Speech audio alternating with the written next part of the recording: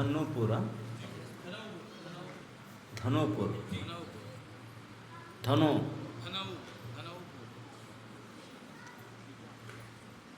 धनोपुर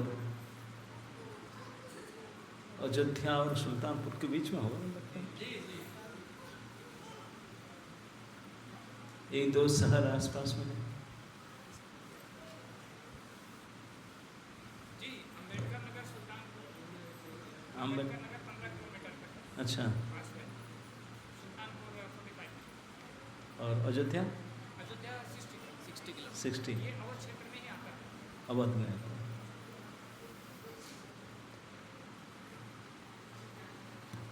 उत्तर भारत का सबसे बड़ा क्षेत्र है उत्तर भारत में। अभी तो दो भाग हो गया, उत्तरांचल और उत्तर प्रदेश, पहले एक ही था। उत्तर प्रदेश में भी कितने गांव है, शहर है जहाँ प्रचार नहीं हो पा रहा था। हम लोग पहले आते थे, ब्रह्मचारी कहीं नहीं, केवल बंगाल उड़ीसा से मिलते थे। क्यों नहीं, प्रचार नहीं हो रहा था। अब तो सारे जगह में। अभी हम देख रहे हैं ये सुल्तानपुर, अयोध्या, अम्बेडकर बीच में एक गांव धन्नोपुर से एक ब्रह्मचारी जी श्री श्याम प्रभु यहाँ से प्रकट हुए थे। सुदूर महाराष्ट्र बम्बई में जाकर के जुड़े। शिक्षा के दौरान भगवान उनको वहाँ लेकर के अपने साथ में जुड़े, तो फिर भेज दिए अपने गांव में। इस बड़े सुंदर मंदिर बना दिया कि मैं सुना कि आपने अपने ही ज़मीन में अपने प्रयास में बना रहे हैं इस क्षेत्र में प्रचार करके, और इतने आप सभी को इकट्ठा किए हैं। तो अगर एक व्यक्ति अपने गांव के ये सब कर सकता है, अगर आप मिलकर करें तो क्या नहीं हो सकता।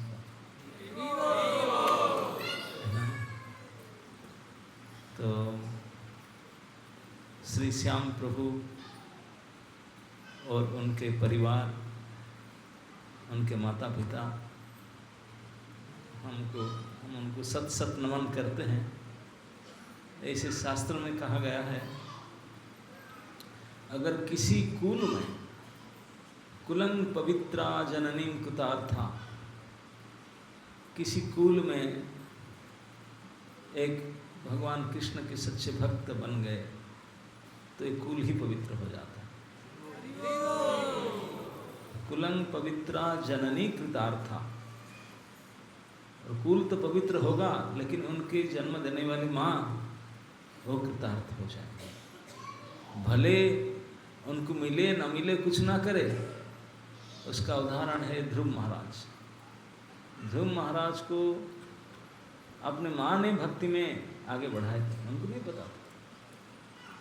उन्होंने उनको जंगल तक भेज दिए थे, और बाद में ध्रुव महाराज तप करके भगवत प्राप्ति किए, राजा बने, कहाँ गए। लेकिन अंतिम समय में जब माँ याद आया, जब वैकुंठ जाते समय माँ मुझे इतने मदद किया था, तो वैकुंठ दूत बोले, कुमार जी आप क्यों चिंता करते हो, आपकी माँ है, उनकी व्यवस्था ठाकुर जी ने पहले की है ना। कैसी व्यवस्था? बोले आगे जो गाड़ी जा रहे हैं कन्फर्म टिकट उसमें जा रहे हैं। तो कृतार्थ हो जाते हैं अगर कोई संतान भगवान के सच्चे भक्त हो जाते हैं, तो माँ के जीवन कृतार्थ हो जाता है, जननी कृतार्थ। वसुंधराश्च वसतिश्च धन्या, ये कुल पवित्र होगा, जननी कृतार्थ हो जाएंगे, और जो एरिया में जन्म हो, जो गांव, जो वसुंधरा और बसती, ये धन्य हो जाएगा। ये हो रहा है ना, देखिए ये धन्यपुर छोटी सी गांव, इसके बीच में ये धन्य हो रहा है। धन्यपुर होगा कि धन्य हो रहा है, ये शास्त्र वाक्य है। कोई एक भी व्यक्ति अगर भगवान के प्रति समर्पित हो जाए तो वसुंधराश्च वसतिश्च धन्या, वो बसती बसवास क्षेत्र आसपास में लोग भी धन्य होंगे, उनको भी भक्ति प्राप्त होगा जैसे आप लोग को मिल रहा है उन्हीं की वजह से। आगे कहते हैं कि नृत्यंत स्वर्गे पितरेश्च सन, जो उनके पितृपुरुष गण है, आगे हो गए हैं पीढ़ी, पिताजी की ओर से हो गए हैं, वो जहाँ जहाँ भी होंगे जिस जिस लोक में वो नाचेंगे, हाँ हाँ हाँ हमारे कुल में एक ऐसा हुआ, हम तो पता नहीं क्या सब धंधा पानी करके बिजनेस में मर गए, लेकिन एक हमारे परिवार में हमारे कुल में एक लड़का हुआ जो प्रभु को समर्पित हो गया। वो नाचेंगे, क्यों? क्योंकि उनका जहाँ जहाँ से होंगे जिस जिस लोग से सीधा डायरेक्ट उनको स्वर्ग तक मिलेगा रास्ता, और नहीं रहेंगे सब। तो सारे पितृपुरुषगण उनको अलग से साथा गया जाकर इधर उधर नहीं करना पड़ेगा, केवल समर्पित भक्त हो जाने से सारे पितृपुरुष कई पीढ़ी तक सीधा उनके उद्धार हो जाता है। वो नृत्य करते हैं। अगर कुल में एक ही लड़का वैष्णव नाम ध्येयम, अगर इस भगवान विष्णु के भक्त हो जाते हैं तो हम देख पाते हैं कि श्री श्याम प्रभु इस सुदूर उत्तर प्रदेश के धन्नपुर गांव में प्रकट होकर के अब अपनी पूरी ताकत लगा के कहाँ बम्बई में जुड़े, कई लोग कहाँ जुड़े वहीं रख जाते हैं। अभी प्रेम हरि नाम प्रभु देखो, पता नहीं यूपी के है कि कहाँ के पता नहीं, महाराष्ट्र के है, पुणे में जुड़े थे, अभी यूपी में आकर कार्य क्षेत्र उनका तो कौन कहाँ थे, लेकिन वो तो अपने घर को आकर पहुँच गए। वो भी जुड़े थे मुंबई में, वहाँ से आकर के अपने गांव में, अरे इतने गांव वालों के इकट्ठा करके परिश्रम करके मंदिर बना रहे हैं, और अक्लांत परिश्रम 3 अवसर जगन्नाथ जी को बैठा दे फुल फ्लेजेड। क्योंकि सिटी में, शहर में मंदिर ठीक है, लोग आते रहते हैं, धन भी आता रहता है व्यवस्था, लेकिन गांव में बहुत परिश्रम करना पड़ता है। देख रहे हैं लाइट आता है जाता है गांव है, इस क्षेत्र में सब प्रकार की इतनी तो सुविधा नहीं है, लेकिन फिर भी कर रहे हैं हमने। तो इसलिए भले ये बाहरी सुविधा कुछ हो या ना हो, भगवान के प्रति समर्पित ही भगवान की कृपा ही सबसे बड़ी सुविधा है। और इसी की वजह से ये क्षेत्र और क्षेत्र में रहने वाले आप आसपास में अनेक लोगों को भक्ति प्राप्त होगा।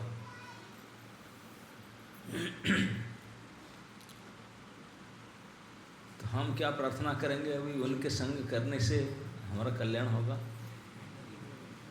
है ना? नहीं, अब इस क्षेत्र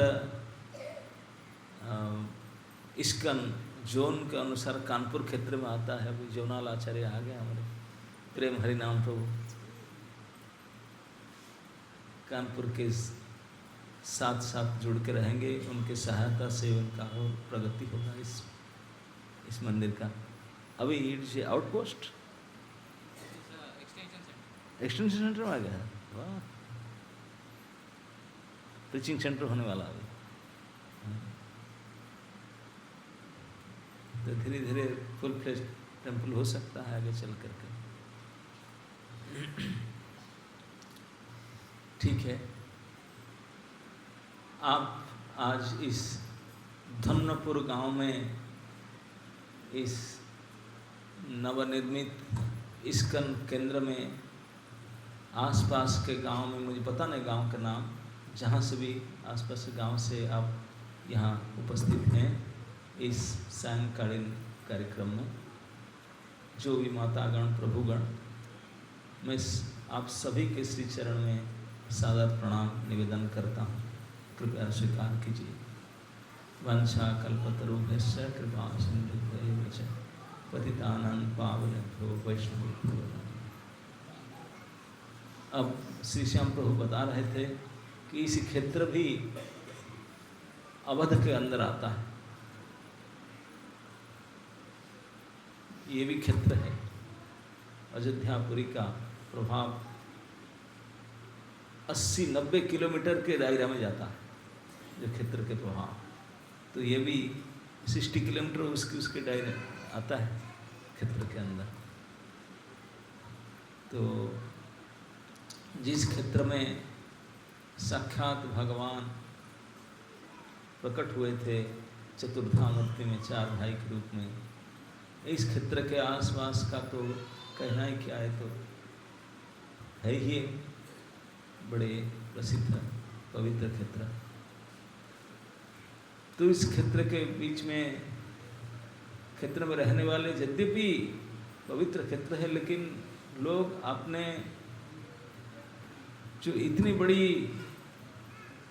उनके संपत्ति है उनको समझ नहीं पाते हैं, उसको सदुपयोग नहीं करते हैं।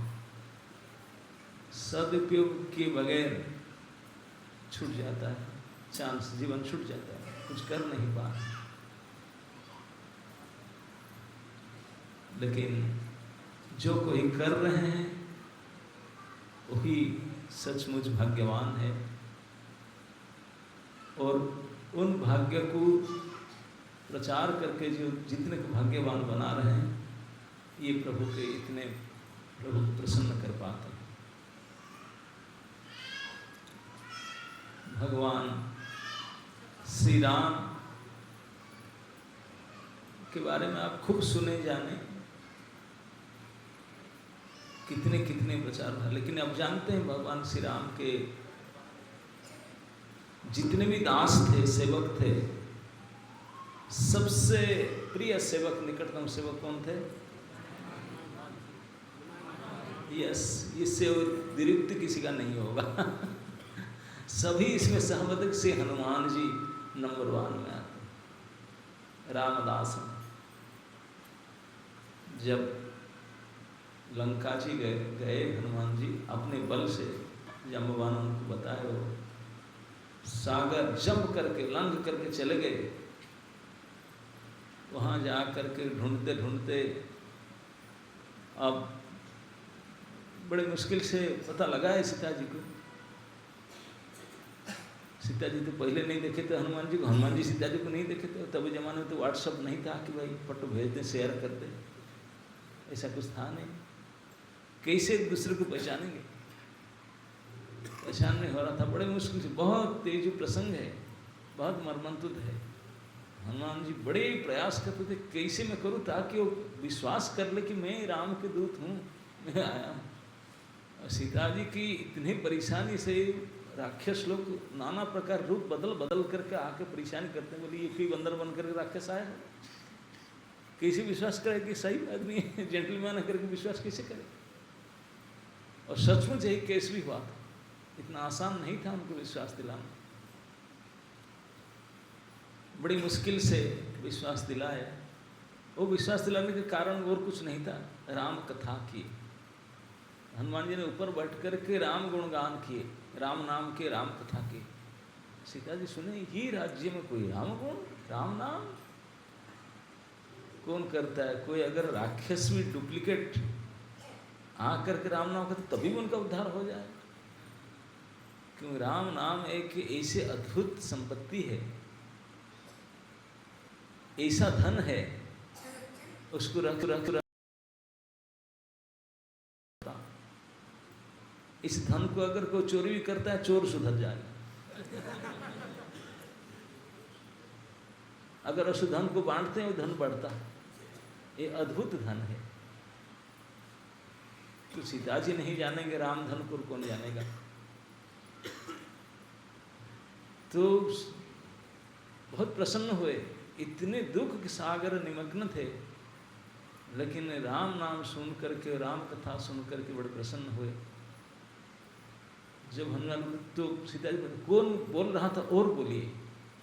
इस तप्त जीवन में शीतलता लाता है केवल वही। सचमुच केवल सीता जी अपने पति से दूर होकर के राक्षसों के बीच अशोक वाटिका में अकेले पूर्ण संतप्त दुखी होकर बैठे थे, केवल रो रहे थे। न नहाए थे, ना बाल सवार कर रहे थे, ना कपड़ा धोते खाते थे, ना कुछ नहीं करते थे, केवल दुख संताप में थे। इस प्रबल दुख के ज्वाला के बीच में भगवान श्री राम के गुणावली, उनके कथा, उनके इतने सांत्वना दिया, शांति दिया, वो प्रसन्न चित्त हुए, कौन ऐसा कर रहा है मेरा उपकार, इतने बड़े उपकार मेरा कौन कर रहा, यही सबसे बड़े उपकार। अंततः हनुमान जी के साथ परिचय हुआ। हनुमान जी आपने बताए, दूर कई प्रकार से प्रमाण दिए, तो सीता जी भी कन्विंस हो गए। तो उसके बाद में हनुमान जी, उनका सीता जी को पता लगा लिया, अभी कन्फर्म हो गया, सीता जी भी उनको विश्वास किए, भी उनको विश्वास किए। तो हनुमान जी ने बोले अब मैं ब्रेकफास्ट करूँगा, इतना दूर आया, ब्रेकफास्ट अब तो किया नहीं, लंच। तो सामने पास में, अशोक वाटिका के पास में रावण का एक उपवन था, गार्डन था, रॉयल गार्डन। वो गार्डन बोलते हैं कि स्वर्गीय नंदन कानन से बेटर था। स्वर्ग में जो नंदन कानन वन होता है उससे भी और हाई क्लास का चित्ररथ वन था। विशेष उनका भवन था, सब व्यवस्था।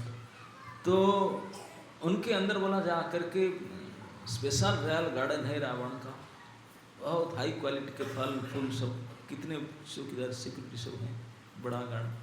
बोला मैं इसी में जा करके, बंदर है, उनको कोई किचन में जाकर बैठ करके खाना जरूरत नहीं, उनको तो वो जो खाते हैं बॉयल भी नहीं करते हैं, डायरेक्ट पेड़ में बैठ करके शाखा मर गए तो पेड़ में सीधा खाते हैं। उनको कौन सा प्रसाद हल चाहिए, ना किचन चाहिए, ना प्लेट चाहिए, ना कुछ चाहिए, कुछ नहीं चाहिए। लेकिन बगीचा में जाना था, तो हनुमान जी ने सोचे बगीचा तो रावण का है, सिक्योरिटी भी रावण रख रखा है, लेकिन मैं उनसे परमिशन नहीं लूँगा, परमिशन मैं माँ सीता से लूँगा। माँ सीता से परमिशन मांगे, बोले देवी माँ मुझे परमिशन दे, भूख तो लग रहा है, अभी मैं इतने आपके चक्कर में ढूंढ का अभी आपका काम बन गया, अब मैं थोड़ा ब्रेकफास्ट कर लूँ। बगीचा तो है ना, पा लीजिए, रावण का बगीचा है। नहीं रावण से किसी का बगीचा हम नहीं जानते, रावण फावण। पेड़ उगता है जमीन से, पेड़ उगता है जमीन से, भूमि से, जो भी भूमि से उगता है भूमि से पलता है, और भूमि के जायदाद आप हैं, भूमि पुत्री है कि नहीं। जमीन से पैदा हुए थे ना सीता देवी, बोले आप असली जमींदार हैं, इस भूमि के जो पुत्री हैं आप ही तो है, भूमि देवी नहीं तो आप ही उनके ओर से, तो आप अगर परमिशन देंगे तो ये आपका है। संसार में जितने भूमि है उसमें जो भी कुछ है सब आपका ही है, क्योंकि आप उन्हीं के पुत्र, आपके दया। तो उन्होंने इस हिसाब से बोले भूमि के पुत्री सीता जी है, ये सब भूमि के ऊपर बगीचा में उनके परमिशन लेकर जा रहा हूँ। रावण को पूछो ये जबरदखल क्या है, बदमाशी, असलियत राइट तो उनका है कि नहीं। जो जिनके कोई तेरे बाप का है, क्या इस बाप का है, सीता जी के बाप का तो थे, और क्या किसका था, सारे पेड़ पौधा। अब जा कर के खाने लगे। अब सुबह हो गया था, तभी सिक्योरिटी देखने लगे। सिक्योरिटी देख कर बोले ये बंदर किसे आ गया, लंका बंदर प्रूफ था, यहाँ कोई काले वाले के लाल वाले दोनों नहीं थे। यहाँ तो केवल राक्षस ही रहते थे, बाकी को नहीं थे, बंदर कुछ नहीं, क्योंकि बंदर होने से वो खा जाते उसको। तो राक्षस लोग ना मनुष्य को, बंदर को खा जाते हैं, तो इसलिए यहाँ कोई नहीं थे दूर दूर तक। ये कैसे आ गया। अब आकर खा रहे तो जो सब सिक्योरिटी थे राक्षस लोग आए उनको भगाने के, मार पीट करने के लिए, लेकिन ये कोई साधारण बंदर तो था नहीं कि उसको कर। तो उनके आकर बुरी तरह से मारे गए सब, पेड़ पेड़ तोड़ कर पीट पड़, जितने खाया इतने नष्ट किया। बंदर के स्वभाव होता है, बंदर जब खुश होते ना वो तोड़फोड़ करते हैं, उनका स्वभाव है। और क्या करें, केवल भगवान ने मनुष्य में ये विशेषता दिए हैं। मनुष्य अगर खुश होता है, दांत खोल करके मुस्कान कर हंस सकता है और अपने आनंद को प्रकट कर सकता है सबके सामने, बिना कूदे नाचे गाए बैठे बैठे हंस करके अपने आनंद को प्रकाश करता है। लेकिन मनुष्य के अलावा बाकी 80 लाख प्रकार के पशु पक्षी अपने आनंद को प्रकाश करने के लिए हंस नहीं सकते हैं। बात जानते नहीं, दे कैंट लाफ, वो हंस नहीं सकते। कोई प्राणी हंसने का सुविधा, हंसने का क्षमता केवल भगवान ने मनुष्य को दी, दूसरे को हंस नहीं सकते। आनंदित होते हैं, बहुत हंसना चाहते हैं, हंस ही नहीं सकते। तो आनंद को व्यक्त कैसे करेंगे? कूदेंगे, उत्पात मचाएंगे वही बदमाशी करेंगे, क्या करेंगे? वो बैठ कर हंस नहीं सकते, उत्पात मचाएंगे। तो बंदर थे, उत्पात मचाएंगे, तोड़ ताड़ है। आज सीता जी उनका काम बन गया, बहुत खुश है, और बगीचा भी बहुत फ्रेश फ्रूट से बड़े खुशी से खाता है, तोड़ता है, फेंकता है। बंदर का स्वभाव, खाते देख पेट भर के फिर फेंक देंगे। आप देखें ना, कोई केला खिलाते हैं कि मजे से, कोई खाया तो आधा खा फिर फेंक देंगे, उनका क्या स्वभाव है। तो ये कर रहा था, वही बोले फुटा। तो जितने सिक्योरिटी थे बारी बारी के आए, सब मरे, कुछ बचे हाफ डेड हो करके दौड़ करके खबर दिए राजभवन में। राजभवन ने सिक्योरिटी इंचार्ज अपने मोर्चा लेकर के आया, वो भी आउट हुआ। वहाँ पे ऊपर गया मैसेज, तो रावण बोला चित्ररथ वन में बंदर आ गया, भगा उसको। सिक्योरिटी लोग कितने परेशान कर रहे, सिक्योरिटी इंचार्ज, लेकिन वो प्रैक्टिकल दिखा नहीं कितने भयानक बंदर है। तो बड़े बड़े सेनापति भेजा सेना के साथ बंदर भगाने के लिए। उनको शर्म लग रहा था, जैसे कोई मच्छर भगाने के लिए कोई राइफल मंगाया, नहीं मच्छर हटाओ, राव राइफल लाओ, मच्छर भगा। तो ऐसे बंदर भगाने के लिए सेना भेजा उन्होंने सेनापतियों के साथ, लेकिन वो भी कामयाब नहीं हुए। एक एक करके उनके प्रधान प्रधान जो मुख्य सेनापति उनके पुत्र थे उनको भेजे, कई पुत्र तो आउट हो गए अपने सेना के साथ। एक था महान विजयी पुत्र इंद्रजीत, इंद्र को विजय किया था, इतने बड़े बाहुबली था, इतने बड़ी तपोबल था, जोगबल था। इंद्रजीत को भेजा, बोला ये बंदर परेशान कर रहे। इंद्रजीत महाबली थे, देव विजयी थे, वो आकर के घमासान युद्ध हुआ। आप लोग सब जानते भी होंगे, क्योंकि क्षेत्र के आप मेरे से ज़्यादा पढ़ते सुनते, हम तो बहुत कम पढ़ते हैं। हमारा संस्था में रामायण बहुत कम होता है सीजन वाइज रामनवमी आए तब होगा, नहीं तो नहीं, भागवत चलता। तो घमासान युद्ध कई आउट हो जाने के बाद जब इंद्रजीत ने देखा कि बुरी तरह से हारने जा रहा है, तो उन्होंने, उनके पास था ब्रह्मा जी के दिया हुआ एक बांस था, तो इसी के तरह हनुमान जी को बांध डाला, हनुमान जी को अरेस्ट किया। वो भी ब्रह्मा जी के जो बंधन पास था, वो भी वरदान हनुमान को था। हनुमान चाहेंगे तो बंधन स्वीकार कर, नहीं तो नहीं होगा। ये सारे वरदान हनुमान को पहले में था, लेकिन जो जानबूझ करके बंधन स्वीकार किए। इंद्रजीत ने जो पास मारा, पास लगाया उन्हें बांधने के लिए, उस पास से बंधे हनुमान जी जानबूझ करके जब अरेस्ट कर डाला तो उनको लेकर के गया, और खींच लेकर गया। हनुमान जी बंधन में, बोले बंदर को बांध डाला, अब लेकर जा रहा। हनुमान जी जानबूझ कर बंधे थे। क्यों बंधे थे? पूछे क्यों? आप चाहते थे तो आपको बांध नहीं सकता था ना? मैं चाहता तो वो क्या बांधता, मुझे तोड़ के फेंक देता उसको। ब्रह्मा जी का मुझे ही वरदान है, ये बंधन मुझे नहीं लगेगा, मैं अगर स्वीकार खुद करूँगा तो लगेगा। तो मैं इसलिए किया था कि मुझे रावण को देखना था। रावण को इसे तो पास नहीं मिलेगा राजभवन जाने के लिए, बंदर को थोड़ी अलाउ करेंगे, अंदर कोई अलाउ नहीं करेंगे। अगर अलाउ कोई करेंगे भी, बंदर है कहाँ पे लेकर के नीचे इधर उधर के डाल देंगे, मेन राजसभा में लेके लेंगे, कोई लेकर प्रश्न ही नहीं उठता, भली भांति जाता। लेकिन इतने बड़े मार पीट करके हजारों सेनापति सैन्य, रावण के 5-7 पुत्रों को मार डाला, इतनी बड़ी महान युद्ध करके सब किया। तो रावण में आश्चर्य हो, बंदर इतनी बड़ी प्रभाव, डिंग उनको लेकर आओ हम देखेंगे। तो बांध करके उनको लेकर प्रशासन के साथ बाजा गाजा बजा करके लेकर के गए। ये कोई बंदर कोई साधारण नहीं, रावण भी देखना चाहता था। वो हजारों बड़े बड़े राक्षस सेनापति राजा बैठे, लंकापति अपने दरबार में, रावण के दरबार में, वहाँ लेकर गए पूरी प्रशासन के साथ। हनुमान जी को लेकर गए, लेकर के उनके सामने हाजिर किया गया। रावण बैठा था उच्च आसन में, और बड़े बड़े मंत्री सेनापति सब बैठे थे उसके बीच में। दरबार में पहुँचाए, रावण ने देखा उनको नक्श सिख तक कई बार देख करके पूछा, तुम्हारा परिचय, तुम कौन हो? मुझे नहीं लगता कि तू बंदर हो, बंदर के रूप में कौन हो, सच बताओ। साधारण बंदर अकेला इसकी इतनी उत्पात नहीं मचा सकता, तो कौन हो बंदर के रूप में? क्योंकि रावण त्रिलोक विजयी था, 3 लोक जीता था। ये तो मनुष्य और बंदर को तो अपने मूंगफली समझ करके उन्हें कुछ मानता नहीं था। बोला तुम कौन हो बंदर के रूप में?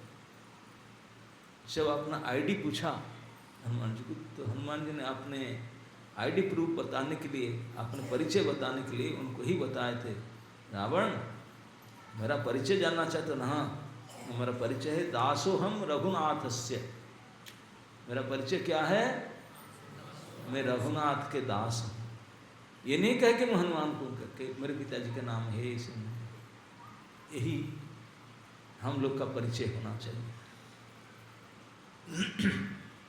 श्री हनुमान ने अपने परिचय अपने नाम से, अपने पिताजी से, अपने गांव से नहीं किया। हम लोग तो ऐसे करते ना, वो नहीं किया, क्योंकि वास्तविक राम के थे वो। तो बोले मैं, मेरे परिचय तो केवल यही है, मैं हनुमान को बंदर नहीं हूँ, मैं तो केवल दास हूँ और उनके रघुनाथ के, यही मेरा परिचय है, दासो अहम रघुनाथ से। ये परिचय था। ये आचार्य हैं हनुमान, दास्य भक्त में आचार्य हमको शिक्षा देते हैं। हम अगर प्रभु के दास बनना चाहते हैं तो बाकी सारे आईडी प्रूफ खत्म करना चाहिए। ये सब उपाधियां हैं, डुप्लीकेट है,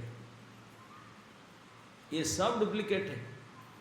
हमारा जो असली पहचान, असली अहंकार है, अहंकार मतलब मैं ये हूँ, मैं ये हूँ, ये सब फॉल्स ईगो है, झूठा अहंकार है। सत्य अहंकार केवल है मैं प्रभु के दास हूँ, नित्य दास। यही हनुमान सिखाते हैं, यही हमारा असली परिचय है, हम प्रभु के दास हैं। तो प्रभु के दास थे हनुमान, और आगे तो फिर हुआ ही जो कुछ होना था। अंत में तो पूरे लंका सिटी में आग लगा दी। उनको पूछे आग क्यों लगा दी? बोले मैं थोड़ी लगाऊंगा, मैं कहाँ को आग लगा, मेरे पास एक माचिस ही नहीं था। हनुमान जी बोले मेरे दोस्त मेरे पास माचिस ही नहीं था, मैं कहाँ से आग लाऊं लगाऊं? बोले फिर कैसे? बोले मुझे पकड़ के ले गए, मेरे से बातचीत हुआ तो मुझे रावण ने गुस्सा करके दंड देने के लिए डिक्लार किया। सबसे पहला प्राण दंड दे दूं, मार डालूं। मैं चुप खड़ा था, उनके राजभवन में। लेकिन मंत्री लोग बोले दूत है, दूत को प्राण दंड देना विधान नहीं है मानने से। तो रावण ओ यस, मैं एक राजा हूँ, एक दूत को प्राण दंड देना ये नीति विरुद्ध है। तो बोले ना प्राण दंड नहीं, पर क्या दंड दे सकते हैं? बदमाश है, दूत है इसलिए मारेंगे नहीं जीवन में, लेकिन ऐसा कुछ करेंगे जो जा करके अपने राजा को दिखाएगा मेरे मुंह में काला हो गया, पूछ भी जल गया, पूछ से मूछ तक कुछ ऐसे निशान लगाएंगे। ऐसे सोच विचार करके रावण अन्य मंत्रिमंडल ने डिसाइड किए। हनुमान बोले मैंने कुछ किया था, रावण और उनके पूरे मंत्रिमंडल ने डिसाइड किए। बोले उनसे पूछ से लेकर मूछ तक को अपमानित करेंगे, जला देंगे, ऐसे करेंगे, आग लगाएंगे, नचाएंगे, घुमाएंगे, ऐसे करेंगे और घुमा करके मंदिर नाच करवा कर भेज देंगे। कुछ जल गया, मुझ जल गया, और जाकर दिखाएगा मुंह काला हो गया, कुछ भी ऐसा अपमानित करने का उनको विचार था, मृत्यु जैसा। तो उन्होंने किए। मैं बोला ठीक है करो, मैं क्या कर जाओ करना तो करो। तो उन्होंने ये डिसीजन पास किए, रावण के पार्लियामेंट में पास हुआ कि मृत्यु दंड नहीं देंगे, और दंड दिया जाएगा आग में लगा करके जला लेंगे उसको, और जो आधा जल भी तो मरता होगा भाग जाएगा तो जा करके अपने मालिक के पास जा देखा कि जला हुआ रूप देखा। बोले उनको ये नहीं पता था कि मैं फायर प्रूफ हूँ। हनुमान जी पहले से अग्नि निरोध व्यवस्था उनके पास पहले था, उनको बचपन में सारे वरदान देवताओं से ले चुके थे। अग्निदेव भी पहले दे चुके थे, भैया तुझे अग्नि भी कुछ नहीं कर पाए, ये पहले से ही उनको प्राप्त था। ये उनको नहीं पता था रावण, देवबल से उनको था। तो बोले पूछ में आग लग, किसी में आग लगाना सोचते थे, कैसे आग लगाएंगे, क्या करेंगे। हनुमान जी हमेशा अपने पूछ को ही देखते थे, बार बार पकड़ते थे। तो रावण ने देखा सबसे उनका प्रिय अंग है उसका पूछ, इसलिए प्रिय अंग को ही काट देंगे, आग लगा देते हैं, पूछ में ही आग लगाएंगे। यही डिसाइड किया गया उसके पूछ में आग लगाया जाए, क्योंकि बार बार हनुमान जी अपने पूछ को देखते थे, पकड़ते थे, देखते थे, जानबूझकर ऐसे करते थे कि रावण लिखा कि बहुत प्यार करता है अपने पूछ को, अपने पूछ को बहुत बहुत प्यार करता है, तो ये पूछ में ही आग लगा दो। वो ऑर्डर पास हुआ। जैसे ऑर्डर पास हुआ, बोले मैं तो, मेरे पास तो कुछ भी नहीं था, हनुमान जी माचिस वैसे कुछ भी नहीं था, कैसे लगाएंगे। तो पूछ में आग लगाने के लिए बोले कपड़ा लाओ और ज्वलनशील पदार्थ, मतलब पेट्रोल या डीजल या केरोसिन ऑयल, जो भी सब लाओ। पूरे लंका सिटी में जितने पेट्रोल पंप था, जितने कई ट्रक लोड जो होता है ना वो गाड़ी, सब लेकर के बोले कई मील तक बढ़ा दिया पूछ को मैंने। छोटा मोटा पूछ तो था नहीं, कई मील तक लंबा कर दिया, इतने बड़ा कर दिया। तो उनको एक दो पेट्रोल पंप के पेट्रोल कम पड़ेगा, पूरा सारे पेट्रोल। और कपड़ा पूरे लंका के सिटी में जितने साड़ी दुकान, कपड़ा दुकान था, सारे लिख रहा है, पुराना नए जितने क्लोज था सारे कपड़ा, और सारे पेट्रोल डीजल केरोसिन जितने ज्वलन से ला कर डुबा कर बांध रहे थे, सारे डुबा कर कपड़ा। इतनी लंबा पूछ था, तो महीना दिन लगा उसको बांधने के लिए, बांधने के लिए केवल पूछ में कपड़ा बांधे। तब तक खिलाना पिलाना दे रहे थे, भाई शो होगा सब देखेंगे ना। तो पूरे इतने लंबा पूछ में पूरे सिटी का जितने था उनके ज्वलनशील पदार्थ कपड़ा बांध करके वही लोग आग लेकर आए। बोले मैं आग ला करके कपड़ा लाए, पेट्रोल लाए, आग लगाए, उन्होंने लगाए।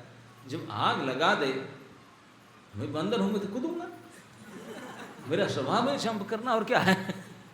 आग लग गया, मैं जंप किया। वो तो सोचते थे आग लगा नाचे का मजा होगा, देखेंगे मजा होगा, मैं जंप किया, जा करके साथ में बैठा, पूछ में आग लगा है, वो घर में आग लगा, वहाँ आग लगा रही है, घर में आग लगा, तो कूदा दूसरे घर में लगा है। पूरे सिटी में कूद करके पूरे सिटी में आग लगा दिया, सारे आग लगा दिया, सिटी में आग लगा दिया, सारे लंका सिटी जलने लगा, है ना नहीं। और हनुमान जी लंका जला करके कूद गए समुद्र में, अपने कुछ बुझाए। जितने लंका में रहने वाले राक्षस राक्षसिनी सब पानी के अंदर जाकर रहे। बोले क्या करेंगे, आग बुझते नहीं रहा, ऐसे आग था। क्योंकि लंका का जो घर था ये केवल सीमेंट तो था नहीं, सब सोने चांदी सब मेटालिक था। मेटाल में एक बार गर्म हो जाए इतना आसान से ठंडा नहीं होता, पता है ना। जैसे लोहा चांदी होता है तो गर्म हो जाता है, टाइम लगता है ना ठंडा होने।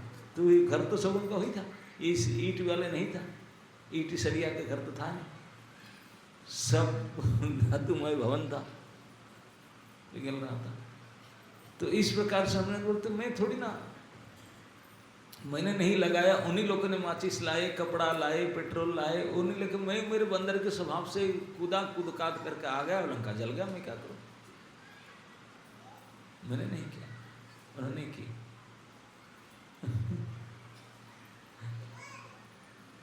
भगवान राम ने पूछे, बोले हनुमान जी आपने जा करके सीता को उठाओ। बोले प्रभु मैं नहीं गया, मेरा क्या ताकत है मैं जाऊं, लंका जाने के लिए मेरा क्या था? मैं गया ही नहीं, जा ही नहीं सकता था। अच्छा, आपने गए थे? ना मैंने गया। आप लंका जलाया ना? लंका में जलाया। आप बोलते हैं फिर नहीं, तो मैं नहीं गया था, कोई जा रहा था, मैं उनके साथ गया था, मैं नहीं गया। कौन जा रहा था ना? आपने मुद्रिका भेजे माता जी के पास, तो आप भेजेंगे उसको कैसे रुक सकता कोई? जिस चीज को आप भेजेंगे वो तो जाएगा ही जाएगा। राम जिसको भेजेंगे वो को रुकेगा? तो जाएगा। तो आपने भेजे इसी मुद्रिका, मैं उसको पकड़ लिया, वो जा रहा था, मैं चला गया। जा रहा था मुद्रिका, मैं उसको पकड़ कर वहीं पहुंच गया। अब मुद्रिका घूम घूम करके जिसके पास पहुंचना था उनके पास पहुंचा। माता जी के पास मुद्रिका पहुंचा, मैं भी पहुंचा। तो मेरा क्या ये है कि मैं जा पाऊंगा? ये तो आप ही क्या कृपा है, आपने भेजे थे, मैं उनके शरण में जाकर मैं पहुंच गया, सीता जी को भेंट हो गया। बोले अच्छा, अगर तूने मुद्रिका के हिसाब से जाकर पहुंचा, मुद्रिका तो उनको दे दिया तो आया कैसे? आ नहीं सकता था फिर तो। मुद्रिका तो वहीं दे दिया उनको ना। हाँ, मुद्रिका दे दिया, लेकिन माता जी ने दिया कि सब भेजे आपके पास मथामणि। अब उसको पकड़ लिया, वो उनके साथ आ गया। मुझे अपना रिजर्वेशन करना जरूरत नहीं, उसी की गाड़ी में आ गया बैठ करके। तो हनुमान जी केवल बलवान नहीं थे, इतने बुद्धिमान भी थे। तो ऐसे बलवान, बुद्धिमान, विचित्र कर्मा भगवान की इतने निकटतम प्रिय सेवक दास, जो अपना परिचय केवल भगवान के दास के रूप में देते हैं, उनको आप जानते हैं? प्रभु राम जब अपने लीला को समेट रहे थे, अंत में सारे अवधवासियों को सरजू में ले गए, सबको सरजू में लेकर के सब अपने धाम ले गए, सभी को। उस समय हनुमान जी थे, उन्हीं को छोड़ गए। केवल हनुमान जी को छोड़कर बाकी सभी को अपने धाम ले गए, केवल हनुमान जी को नहीं लिए। क्यों नहीं लिए? हनुमान जी उनके इतने प्रिय थे, नहीं लिए। बाकी सबको ले गए, कीड़े मकोड़े तक भी अवधवासियों को सबको ले गए, केवल हनुमान जी को छोड़ गए। हनुमान जी बहुत रिक्वेस्ट भी किए थे, बोले ना, आप नहीं जाओ। जानते हैं किस लिए छोड़ कर गए? इसलिए हनुमान जी को छोड़ करके गए भगवान ने। बोले हनुमान, मेरा पूर्ण विश्वास है, और ऐसा कोई काम नहीं कर सकता। मेरा प्रसन्नता के जो काम, जिस काम से मैं बहुत प्रसन्न होता हूँ, जो बहुत आवश्यकता है, ये काम केवल आप ही कर सकना। क्या ना? मेरा नाम के प्रचार आप ही कर सकते। तो राम नाम के प्रचार और राम गुण के प्रचार, रामायण के प्रचार से हनुमान जी भगवान के प्रचार करेंगे, इसलिए भगवान से हनुमान जी को छोड़ गए, नहीं लिए आपके साथ। तो प्रचार के काम, भगवान के प्रचार इतने भगवान को प्रसन्न करता है, इतने प्रिय कार्य है कि सबसे प्रिय उनके दास हनुमान जी को इसी काम में लगा, लिए नहीं साथ। हनुमान जी काम करके प्रसन्न है, प्रभु ही प्रसन्न है। तो भगवान के प्रसन्न करने के लिए कोई चाहते हैं कैसे भगवान को मैं खुश करूं। सबसे भगवान को खुश करने का द बेस्ट वे भगवान के प्रचार, यही सबसे भगवान की प्रसन्नता का एक ही कार्य है। हमारे आचार्यगण कहते हैं, अगर हमारे शरीर में प्राण शक्ति है जीने का, तो जीने का उद्देश्य केवल होना चाहिए प्रचार, और नहीं तो जीना कोई आवश्यकता नहीं। अगर मैं जी के रहा हूँ, प्राण धारण कर रहा हूँ, तो प्राण धारण करने का एकमात्र उद्देश्य होना चाहिए प्रभु के प्रचार करो, प्रभु के नाम गुण के प्रचार करो, यही उद्देश्य होना चाहिए। बाकी कोई उद्देश्य नहीं होना चाहिए। अगर प्रचार नहीं कर पाए, देन बेटर टू डाई, मर जाना ही अच्छा, जी कर पैदा के प्राण अच्छे जार सेहत के प्रचार। तो श्री श्याम प्रभु ने अकेले वैराग्य वस्त्र धारण करके इस धन्यपुर गांव को धन्य करने लगे हुए हैं अपने कटिबद्ध हो करके। तो मैं आप जितने भी उपस्थित हैं यहाँ, अवश्य आप लोग से उनके साथ में है, तभी तो आप आज आए उनके कहने पर इतनी सारी संख्या में। केवल आने से नहीं होगा, उनके साथ दीजिए।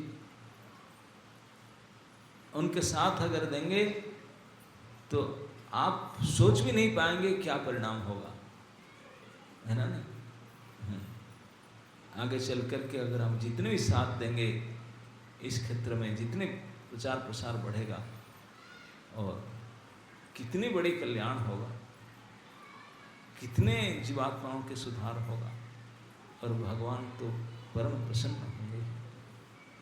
भगवान प्रसन्न होते हैं जब उनके नाम गुण का गान किया जाता है। और कलयुग में और है ही क्या, हमारे पास तो और कोई उपाय ही नहीं और नाम कर ले। तो इसको आप सभी जितने भी उपस्थित हैं, मैं सभी के चरण में ही बारंबार प्रार्थना करता हूँ कि श्री श्याम प्रभु के साथ दीजिए, ताकि ये लगभग 70% निर्मित हो चुका है मंदिर में, देख रहा हूँ। जो थोड़ा बहुत कमी है वो भी पूर्ण हो जाए। और आप जानते हैं, अगर हम जीवन काल में इस धरती पर प्रभु के लिए काम करेंगे तो प्रभु कृतज्ञ नहीं, प्रभु भी हमारे लिए करेंगे। यही दुनिया के नियम है। दुनिया में जो बंधु बांधव होते हैं ना, आपका घर में शादी है, आपका जो मित्र बंधु है वो क्या करें, उनका घर में है तो एक साड़ी 100 रुपया ला कर देगा कि धोती देगा, है कि देता ही नहीं, और वो देगा तो आपको ही देना ही पड़ेगा। नियम है ना ये, नहीं तो बंधुत्व कट जाएगा, है कि नहीं? वो दिया तो आपको देना। तो ये जो नियम प्रभु के साथ भी है। अगर आप प्रभु को कुछ देते हैं, प्रभु भी देंगे आपको, वो थोड़ी ऐसे कृतज्ञ। तो आप अगर आपको जो भी कुछ देकर थोड़ा बहुत प्रभु के लिए भवन बनाओगे, तो जब आप जाओगे तो वहां भी भवन मिला हुआ मिलेगा, वहां भी आपको ऐसे वेलकम किया जाएगा जब आप ऐसे करते हैं। तो इसलिए अपना मनुष्य जीवन में हम अभी बाकी तो कुछ जानते नहीं है, केवल रोटी कपड़ा मकान के चिंता में पूरे मर जाते हैं, जीवन बीत जाता है उसी के चक्कर में। कई सालों गुजर गया इसी के चक्कर में, मर ही गए और बाकी कुछ कर ही नहीं पाए। केवल खाएंगे पहनेंगे और मेंटेन करके रहेंगे, इसी के चक्कर में जीवन बीत गया। ऐसा नहीं होना चाहिए, ऐसा नहीं होना चाहिए। भगवान के भरोसा रखिए। 84 लाख प्रकार के शरीर हैं धरती पे, है कि नहीं? यही भी देखो कितने प्रकार की। केवल मनुष्य को छोड़ करके बाकी किसी शरीर वाले कुत्ते बिल्ली पक्षी पशु, किसी का बैंक अकाउंट है ना? कोई नौकरी चाकरी दुकान बिजनेस कुछ करते हैं तो बचते हैं कि नहीं? उनके भी परिवार होते हैं कि नहीं? बिंदास होता है, कोई चिंता नहीं, क्योंकि प्रकृति के ऊपर भरोसा कर, कोई चिंता नहीं, आराम से। तो हम लोग का क्या होगा ये चिंता करना मूर्खता है। ये तो भगवान कराते हैं मेंटेनेंस तो प्रभु कराते हैं। आप बोलेंगे प्रभु का तो मैं नहीं करूँगा, प्रभु किसे करेंगे? अरे थूक करो या ना करो, प्रभु करते हैं।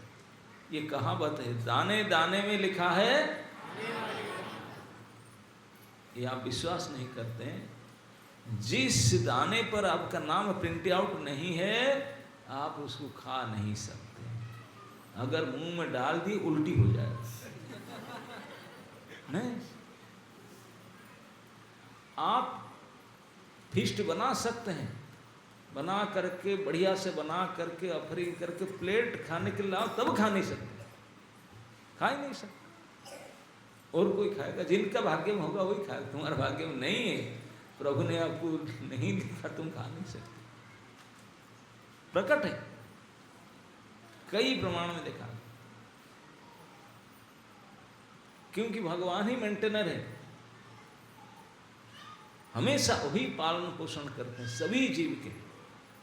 हम बोलेंगे पता नहीं दूसरे को करते होंगे भरोसा, हमारा थोड़ी ना करते हैं। अरे आपका भी करते हैं। आप जितने भी हम इधर बैठे हैं, जब हमारा पैदाइश हुआ था, जन्म हुआ था छोटे बच्चे के रूप में, तो हम रोटी खा सकते थे ना, सब्जी खा सकते थे ना, फ्रूट खा सकते थे ना, क्या खा सकते, कुछ नहीं खा सकते।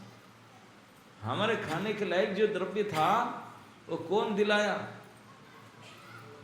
ये जो माँ के स्तन, माँ के जो दूध होता है, सबने पी करके उसी पी करके जिए है ना, नहीं और कुछ तो था नहीं खाने का। इतना अरेंजमेंट एडवांस भगवान सोचे, मैं एक जीवात्मा को भेज रहा हूँ, वो बेचारा रोएगा, बोल ही नहीं सकता, और रोने को भी अपना माँ भी नहीं समझ पाएगा किस लिए बच्चा रो रहा है। पिता को तो बात ही छोड़, माँ ही नहीं समझ पाएगा। भगवान ने कितने कृपालु है, माँ ने बच्चे रोते हुए बच्चा को उठाएगा तो अपने छाती पर वहीं बटल, निपिल, मिल्क वहीं पर अरेंजमेंट परफेक्ट करके रखे, सारे व्यवस्था वहीं पे पिएगा। और दूध, कोई माँ के अंदर कोई इंजेक्शन डालते हैं दूध का? दूध कहाँ से आता है? माँ के स्तन से दूध कहाँ से आता है? जन्मजात शिशु के लिए रक्त से ही दूध परिवर्तन होता ना, नहीं। हम जो खाते हैं वो भी तो वही खाते हैं, लेकिन हमारा दूध नहीं होता, हमको किसे बनता? यही व्यवस्था है प्रभु का। प्रभु ने एडवांस व्यवस्था करते हैं। कौन सा प्राणी है किसके लिए नहीं किए बताओ?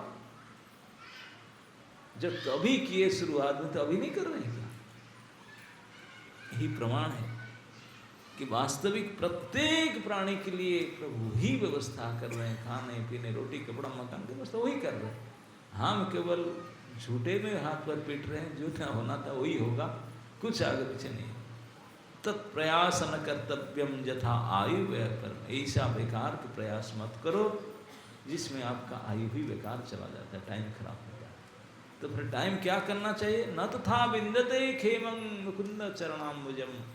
हमारा जो समय है, जो शक्ति, सामर्थ्य, जो कुछ हमारा है, वो केवल एक ही लक्ष्य, भगवान से मुक्तिदाता मुकुंद के चरण के प्रति लगाना चाहिए।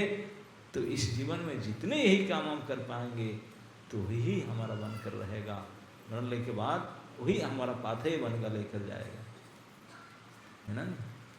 तो इसलिए उसी को इकट्ठा करने की प्रयास करना चाहिए। ये मनुष्य शरीर बीत जा रहा है, दिन पर दिन समय तेजी से हमको बिता रहा है। तो जितने संभव हो सके इस प्रकार भगवत नाम, भगवत गुणगान करे, भक्तों की सेवा करे, इस प्रकार करे। बाकी बोले हमारा तो अपराध जो करने वाला मेंटेनेंस, जो आपको बनाया वो देख रहा है। मैन्युफैक्चरर जो है वो आपको मेंटेनेंस करके भेजा है, already pre designed, pre destined है। वैसे पहले से व्यवस्था, हमारे क्या होगा कब, पहले से व्यवस्था है। कर्मणा दैव नित्रेण, ये सब व्यवस्था प्रभु ने कर चुके हैं। तो हमारा काम केवल है प्रभु के लिए कुछ करना। इसी को हमारा आचार्य लोग कहते हैं, भजी बबलिया से संसार भीतरे, भजी बबलिया से संसार भीतरे, भूलिया रहिले तुमी अविद्यार भरे, भूलिया रहिले तुमी अविद्यार भरे। हम ये संसार में आए हैं किस लिए? भजन करने के लिए, भोजन करने के लिए नहीं है।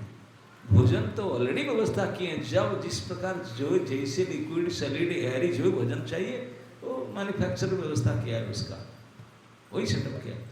तो हमारे लिए क्या आशा करते हैं? केवल भजन कर। प्रभु को अगर पूछा गया हम आपके लिए क्या करेंगे प्रभु, आप हमारे लिए सब कुछ किए हैं, धरती आप दिए, जल आप दिए, चंद्र सूर्य आप दिए, अग्नि आप दिए, वायु आप दिए, स्वभाव गुण सब कुछ आप दिए, सब कुछ आपकी कृपा से। हम क्या कर सकते हैं आपके लिए प्रभु? प्रभु बोलते हैं तू क्या करोगे, तेरा क्या है ना, कुछ भी नहीं है, लेकिन फिर भी आप इतने करते हैं तो कुछ तो आपके लिए कृतज्ञता ज्ञापन करें। बोले ओके थैंक यू, आप इधर सोच रहा है एटलीस्ट। बाकी तो बेईमान कोई सोचते भी नहीं इस बात को।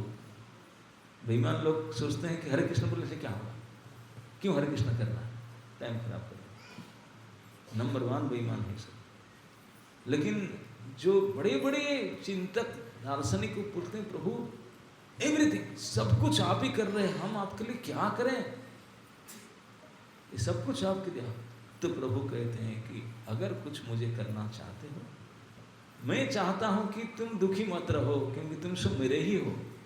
मैं मेरे पास ले आना चाहता हूं, ना फिर लेते क्यों नहीं, ना मैं जबरदस्ती नहीं लूंगा। तुम लेने आना चाहोगे, मैं तो गोद में बैठा कर ले आऊंगा तुझे। ना मैं कैसे आना चाहूंगा, न केवल 4 काम करने से तेरी बुद्धि सुधरेगा और मैं तुझे ले जाऊंगा। क्या 4 काम? ना मेरा भक्त बन, मन मुझ में लगा, मुझे पूजा कर, मुझे प्रणाम कर, बस। इस मनुष्य का केवल मात्र दायित्व इतना ही है। ओनली रेस्पॉन्सिबिलिटी ऑफ मनुष्य शरीर का एकमात्र कर्तव्य यही 4 है और कुछ नहीं। हमारा जो मन है उसको प्रभु में लगाना, उनकी भक्ति करना, उनको प्रणाम करना, उनको पूजा करना, दैट्स इट। भगवान को तू ऐसा कर, मैं उठा कर ले जाऊंगा तुझे, उठा करके ले जाऊंगा, चाहे धन्यपुर हो चाहे कानपुर हो। प्रतिजानी प्रियो इसी में, मेरा प्रतिज्ञा है मैं उठा कर ले जाऊंगा तुझे, एक काम 4 करना। तो आप सभी को इसको बड़े ध्यान से समझना है कि अभी तो पता नहीं इतनी समय तो बेकार चला गया, पॉलिटिक्स करते, ये करते, झगड़ा करते, दूसरे के चुगली करते, आधा से ज़्यादा जीवन तो व्यतीत कर दिया। अब जितने छोड़े बहुत बचे कुछ समय है, ये सब बेकार धंधा ना करके केवल ये 4 काम करना के लिए। 4 काम समझ में आया क्या क्या? प्रथम काम है जो हमारा मन है उसको भगवान में लगाना। मन इतना आसान नहीं भगवान में लग जाना, ये हमारा बस में नहीं है। तो मन लगाने के लिए क्या उपाय है? मन तो हमारा बस में तो है ही नहीं, सबसे बड़ा कठिन है। अर्जुन बोल दिया द्वापर में, बोला वायुरे बस दुष्कर्म, मैं हवा को भी कंट्रोल कर लूँ लेकिन मन कंट्रोल होगा ही नहीं। भगवान बोले यस यू आर राइट, होगा नहीं तो फिर करूँ क्या? बोलते कुछ नहीं करना है, बड़े आसान उपाय बोले। बोले केवल राम राम करो, हरे कृष्ण कृष्ण कृष्ण हरे हरे, हरे राम राम राम हरे हरे। बोले इस मुंह से उच्चारण करो, वो कान तक उसको ले जाओ। मुंह से कान कितने दूर है? 2-4 माइल है, 6 इंच भी नहीं है, 6 इंच भी नहीं है ना, उससे कम है। इतने दूर तक बोल जाना, इतना कर, मन का बाप भी आ जाएगा कंट्रोल में। इतना करना है ना? तो इसमें द्वारा पहले काम होगा मन मना भव, यही है मन मना भव, प्रैक्टिकल इतना करना है। मद भक्त भव, भक्ति है भगवान की सेवा। भगवान तो मेरा सेवा है, प्रचार करो, दूसरे को जा करके बोलो। इसी प्रैक्टिस एंड प्रीच, स्वयं नाम जप करो, नाम का अभ्यास करो, दूसरे की बोलो प्रभु के नाम करो, जो आपकी बात सुनना चाहते हैं उनको भी बोलो। जा रहे देखो तारे को, और जब समय होता है प्रभु के सामने आए, हाथ जोड़कर उनको प्रणाम करो, उनको पूजा करो, बस इतना ही तो है, इतना ही करना है। और वो भी नहीं कहते हैं पूजा करने के लिए ये चाहिए, आरती प्लेट घी चाहिए, ये चाहिए, वो चाहिए। बोले नो नथिंग, न कैसे पूजा करूं, न पत्रम पुष्पम फलम। तो है आपके पास कुछ नहीं है कि पत्ता, तुलसी के पत्ता दे दो, थोड़ा जल दे दो, इसी में हो जाता है।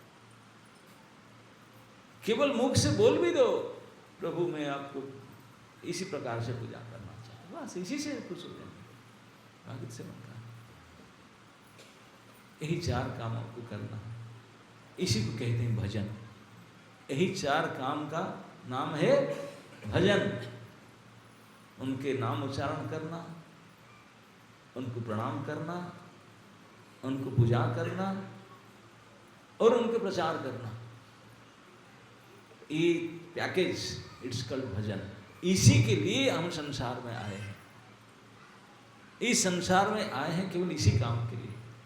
अगर यही काम को करें तो 100% गारंटी, जो भी थोड़ा बहुत बचा है वही सुधर जाएगा। भगवान तो थोड़ी सी गुण देख करके उठा लेते हैं। इतने महाकृपालु हैं, इतनी बड़ी कृपा। तो निश्चित रूप से प्रभु अपनी कृपा के कारण सभी का उद्धार कर डालेंगे। अगर हम आज इस संध्याकालीन इस सत्र से मन में ये ठान लेंगे, बस यही करेंगे। अब से तो ही प्रयास करेंगे। अगर आप लोग इस प्रकार आज की संध्या से वो संकल्प करेंगे, और इसमें कोई खर्चा तो ज़्यादा है नहीं, मेहनत भी नहीं है। सोते बैठते उठते चलते फिरते कभी कर सकते हैं। और अगर डेली यहाँ आना नहीं हुआ, हर संडे तो आ सकते हैं। जब जब समय मिले यहाँ आइए। जगन्नाथ जी बैठे हैं, आँख खोल करके हाथ बढ़ा करके आओ, गले लगो। ऐसा महावदान्य प्रभु कहाँ मिलेगा? हाथ उठा करके आँख खोल कर बैठे आपके लिए, आपको आना है। आइए, उनको प्रणाम कीजिए, उनके सामने कीर्तन कीजिए और प्रसाद पाइए। जितने दिन इस शरीर में है यही काम करते रहिए। बस अंत में वो अपना काम करेंगे, हम उनका काम करेंगे, वो अपना काम करेंगे। हम जो उनको करेंगे तो हम वही लेकर जाएंगे। यस, मैं उनके भवन में गया था तो बोलेंगे मैं उनके भवन में जाऊंगा, है कि नहीं? हम जब भगवान के पास आएंगे, भगवान की यात्रा है, कितने प्रकार के उत्सव होता है, उनके उत्सव में हम आएंगे। हर संडे फेस्टिवल में, ये फेस्टिवल सब भगवान के पास आएंगे। तो हमारे भी एक उत्सव होता है, अंतिम यात्रा होता है, राम नाम सत्य होता है। उस यात्रा में प्रभु आ जाएंगे। हमारे लिए तो बाकी कोई यात्रा होता नहीं, सारी यात्रा प्रभु के लिए होता है। प्रभु की यात्रा में हम भाग लेंगे तो हमारे यात्रा में भी प्रभु भाग लेंगे। अब सोचो, अगर हमारा यात्रा में प्रभु भाग लेंगे तो क्या होगा? तो सोचने की बात है, वही होगा जो होने का था। अगर आप इस महा सौभाग्य को प्राप्त करना चाहते हैं तो आज से इस प्रकार के कार्य करना होगा। हरे कृष्ण।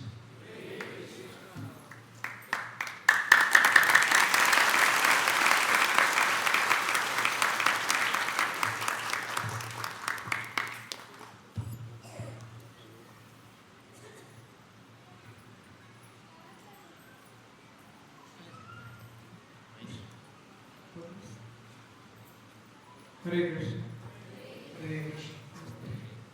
महाराज जी से कुछ महाराज जी ने इतना सब कुछ बताया आपके जीवन में। अगर आपके मन में कुछ प्रश्न है तो आप पूछ सकते हैं। हरे कृष्ण। हाँ, तो ऐसा उठाएंगे, उनके पास दिया जाएगा।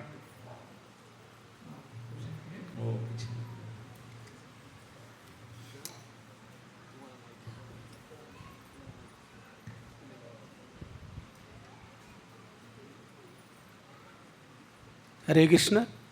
महाराज जी दंडोत प्रणाम। जैसा महाराज जी अभी आपने बताया कि हनुमान जी जो है भगवान के दास थे, और उसमें सीसी में भी जो है आता है कि जीव स्वरूप है कृष्ण नित्यदास। तो भगवान जो प्रिय भक्त होते हैं, जो प्रचार करते हैं, भगवान उनको सबसे ज़्यादा प्रेम करते हैं। तो इसको कैसे समझा जाए कि भगवान ने एक तो, हरे कृष्ण, भगवान ने जब, हरे कृष्ण, हरे कृष्ण, भगवान ने सबसे ज़्यादा जिसको प्रेम किया हनुमान जी को छोड़ के चले गए। तो इसको कैसे समझा जाए? ऐसे समझा जाए कि भगवान चाहते हैं जो उनको प्रचार करें, तो उनके पास रहने से भी वो ज़्यादा प्रसन्न होता हरि है। भगवान को प्रसन्न करना चाहते हैं, अब वहाँ जा कर के क्या करेंगे, उससे भी ज़्यादा सुविधा और ज़्यादा प्रसन्नता भगवान को होगा अगर हम उनके प्रचार करेंगे यहाँ रह करके। हरे कृष्ण।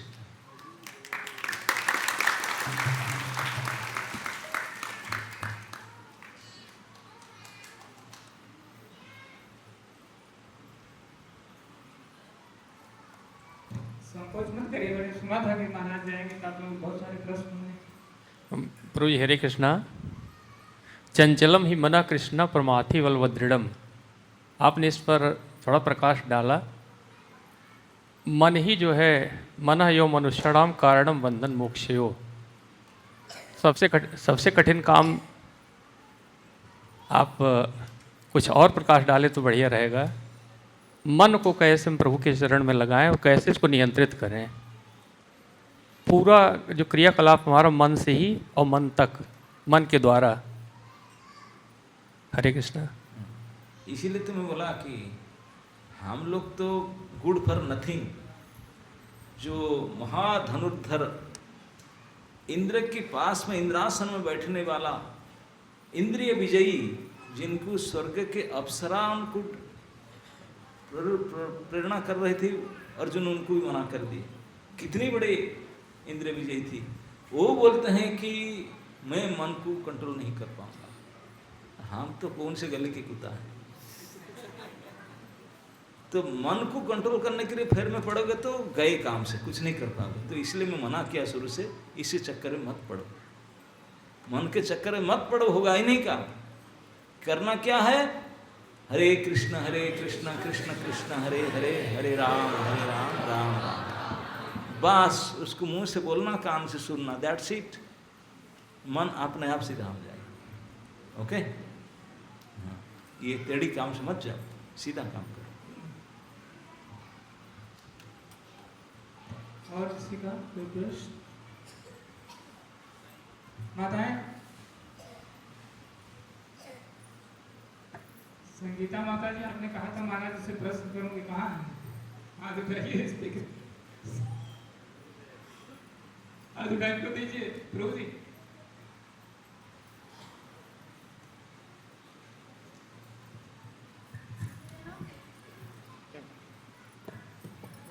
हरे कृष्णा प्रभु जी, दंडवत प्रणाम। प्रभु जी, मेरा सवाल यह है कि जैसे आपने एक लेक्चर में कहा था कि दंडवत प्रणाम बोलने पे बहुत ज़्यादा मजाक उड़ाया था भक्तों का, तब से भक्त लोग दंडवत प्रणाम बोलना बंद कर दिए हैं, सादर प्रणाम बोलते हैं। तो उसी पर कुछ प्रकाश डालिए कि हमको क्या बोलना चाहिए। जो बोल रहे हैं वही बोलना चाहिए, सादर प्रणाम बोलना चाहिए। अच्छा, जो कर रहे हैं वही बोलो, झूठ क्यों बोलेंगे? आज ही शिव ने किसी बोला कि दंडवत प्रणाम, बोले दंडवत तो किया ही नहीं, दंडवत करने की तरफ जागा ही नहीं, बैठे चारों तरफ बीच में। जो काम नहीं करते हैं तो बोलते क्यों हैं? झूठ बोलना होगा ना, झूठ बोलना ठीक नहीं है। महाराज जी, इस पे बड़ा असमंजस था लोगों में, तो यही जो है मतलब असमंजस में क्या है? जो झूठ नहीं बोलना है, जो काम नहीं कर रहे हैं उसको क्यों कह रहे हैं? जो कर रहे हैं वही कहो। प्रणाम कर रहे हैं, सादर प्रणाम इस कर रहे हैं, बोल रहे हैं, इसको करो। दंडवत में तो डंडा जैसा गिर करके, डंडा जैसा तो गिरते तो है ही नहीं जी, बैठे तो क्यों बोलते हैं फिर? और डंडा जैसा गिरेगे तो हॉस्पिटल में पहुंचोगे। महाराज जी, जैसे हम अपने मन से आपको दंडवत कर रहे हैं तो फिर बोल सकते हैं। दंडवत शब्द का अर्थ है डंडा जैसा गिर करके, है कि नहीं? और मन से नहीं गिरते, शरीर से गिरते हैं। धन्यवाद महाराज तो जी। करते तो है ही नहीं, तो फिर बोलते क्यों झूठ? सादर प्रणाम महाराज जी।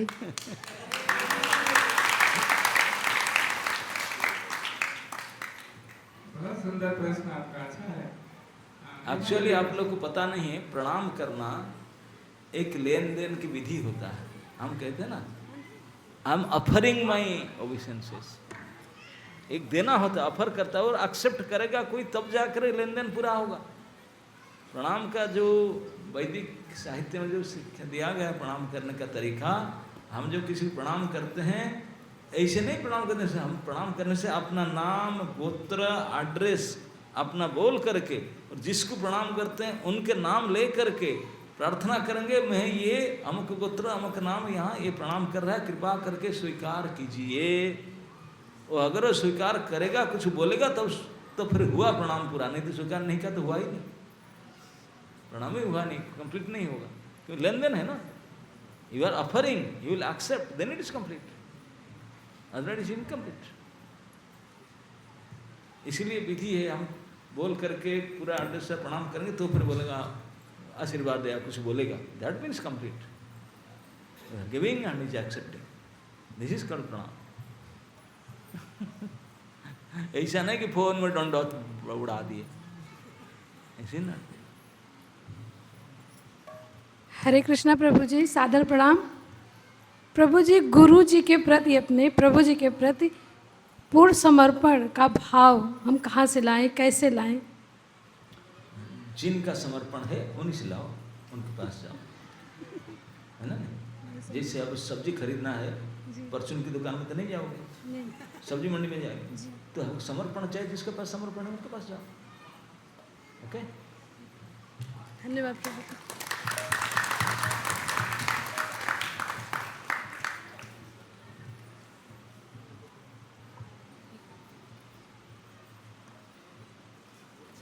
हरे कृष्ण महाराज जी, सादर प्रणाम। महाराज जी, मेरा ये प्रश्न है, जैसे कि कुछ लोगों से अगर हम कहते हैं कि आप भगवान का नाम माला जप किया करिए, नाम जप किया करिए, तो उनका यही कहना होता है हम नाम हमेशा लेते रहते हैं, ज़रूरी नहीं है कि हम एक जगह बैठ कर स्थिर उनका नाम लें। तो क्या हमें वो समय नहीं निकालना चाहिए क्या कि भगवान का नाम लेते समय एक जगह कम से कम घंटे, 2 घंटे या आधा घंटे बैठ कर ही उनका नाम जप करें, या फिर हम ऐसे भी कर सकते हैं? इसमें कौन सा हमें करना ज़्यादा सही है? माता जी जो कहते हैं कि हमेशा लेते हैं, वो लेते ही नहीं बिल्कुल, तो इसलिए उनके चक्कर मत पड़े, उनका श्रद्धा है ही नहीं। जो सुनते हैं बोला अच्छा माता जी कब करूं, कैसे करूं, ना बैठ कर कीजिए जी।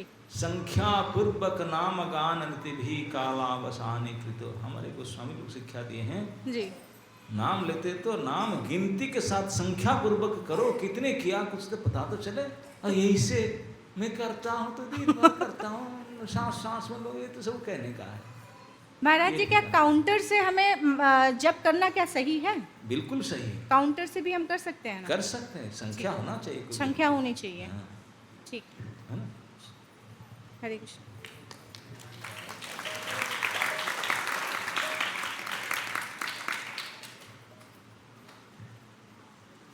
हरे कृष्णा महाराज, सादर प्रणाम।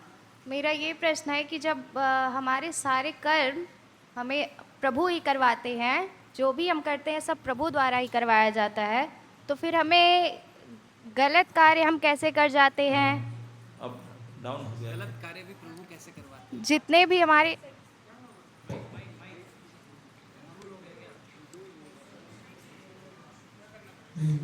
हरे कृष्णा। हरे कृष्णा।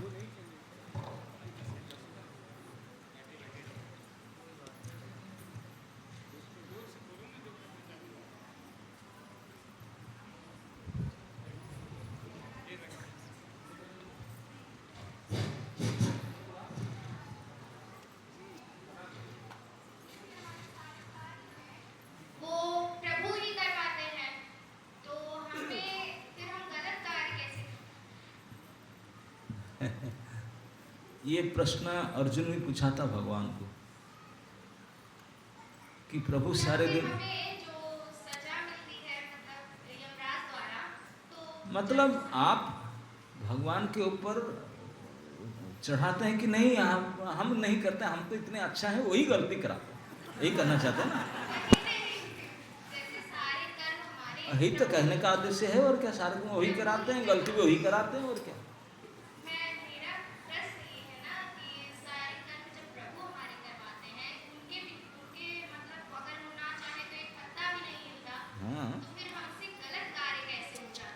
हाँ, वही तो मैं बोल रहा हूँ, अगर अच्छा कार्य होता है तो मैं किया, गलत कार्य प्रभु ने करा। मैं थोड़ी करना चाहता, है ना? नहीं, अच्छे के लिए नहीं बोलेंगे कभी प्रभु ने क्या कर दिया, मैंने किया। यही बात मैं बता रहा था, जब सारे लोग, क्योंकि भगवान कुछ बोलते नहीं ना, इसलिए उनके ऊपर छोड़ देते हैं। अगर और किसी के नाम बोलते तो 2 थप्पड़ मारता। हाँ, तुमने नहीं किया, नहीं। भगवान इतने कृपालु है, हम कुछ भी करना चाहते हैं, इसलिए कहते हैं उनके इच्छा बिना पेड़ से पता नहीं चले, क्योंकि क्षमता कुछ भी करने का जो शक्ति वो देते हैं, लेकिन क्या करना है वो नहीं कहते। हम चाहते हैं यही करूं यही करूं, भगवान बोलते उचित नहीं है, लेकिन फिर नहीं, मैं करूंगी मैं करूंगी मैं करूंगी, करो मरो, है कि नहीं? तो सचमुच अर्जुन ने पूछा था भगवान को, अथ केन प्रयुक्तो यं पाप चरति पुरुषः अनिच्छिन्नपि वार्ष्णेय बलादपि नियोजित। गीता में अर्जुन सोचा कि जब सारे दुनिया के लोग प्रभु को दोष देते हैं, बोला कि प्रभु सारे दुनिया के लोग बोलते हैं कि जब आपकी इच्छा के बिना पेड़ के पत्ता भी नहीं हिलता तो फिर सारे आप ही तो कराते हैं। कोई नहीं चाहता बुरा बनने के लिए, कोई चाहता बुरा आदमी बनना, सब अच्छा बनना चाहते हैं, सब अच्छा बनना चाहते हैं, तो उनके द्वारा जबरदस्ती बुरा हो ही जाता है, गलत काम हो जाता है, न चाहते हुए भी। तो ये क्या आप ही कराते हैं? प्रभु हंसने लगे, बोले आपको भी इसलिए पूछ रहा हूँ कि सब आपको दोष देते हैं ना, आप क्या सोचते हैं ना, मैं ये बोला कि आप सामने ही पूछ लेता हूँ। अर्जुन ने पूछा, न चाहते हुए गलती काम हमसे कौन कराता है, हम तो नहीं करना चाहते। तब भगवान ने स्पष्ट उत्तर दिए अर्जुन को, बोले अर्जुन ये मूर्ख हैं जो बोलते हैं कि मैं करा, तो मैं नहीं कराता हूँ, मैं तो हमेशा जीव का कल्याण चाहता हूँ, वो मेरे हैं। तो गलती कौन कराता है? बोले वो भी नहीं चाहे गलती करना, कोई नहीं चाहता है पाप करना, गलती करना, बोले कौन कराता है? मिस्टर लास्ट, काम। काम जानते ना, काम महाशत्रु है जीविका, वही सारे पाप और गलती कराता है, काम कराता है, प्रभु नहीं कराता। बोले तेरे अंदर काम? बोले 3 फ्लैट लेकर बैठा है हम सभी के अंदर। अर्जुन बोला कि काम कहाँ बैठा, मैं अभी उड़ा देता हूँ उनको। बोले गन रेडी करो, मैं बताता हूँ एड्रेस उनका, अभी उसका लोकेशन शेयर करता हूँ। पता है काम क्या रहता है हमारे अंदर? 3 जगह पर हम सभी के अंदर है। इसी को भगवान ने जही शत्रु महाबाहु काम रूपम दुरासतम, हम प्रत्येक जीविका एकमात्र महान शत्रु काम ही है और कोई नहीं है। और शत्रु रहता कहाँ है? बोले मन बुद्धि इंद्रियाणी अस्य अधिष्ठानम उच्यते, हमारा मन में बैठा हुआ है पहला नंबर, दूसरा बुद्धि में बैठी है, तीसरा इंद्रिय में बैठा है। लो कैसे मारोगे उसको? ओके, ये 3 जगह में बैठ करके काम ने, काम को समझ, काम को जानते हैं ना कौन है? काम है क्या, समझ में आ रहा है? आता है ना काम क्या है? हाँ सब जानते हैं, एग्जाम्पल तो सब मौजूद है क्या। तो वही हमको गलत काम पाप काम करा रही है। ओके, और जब तक हम काम को जीत नहीं सकते हैं तो सुखी नहीं हो सकते, भगवान से जुड़ नहीं सकते, सुधर नहीं सकते। ये तो हाथ काट कर लेती, ये भगवत वचन है, सीधा भगवान ने कहा। सा जुक्ता सा सुखी न रहा सा बुद्धिमान मनुष्येषु, जो काम को जीत लिया, नहीं तो पड़ गए। तो जीवन पर्यंत उसको काम करना पड़ेगा, काम के ऊपर। ओके,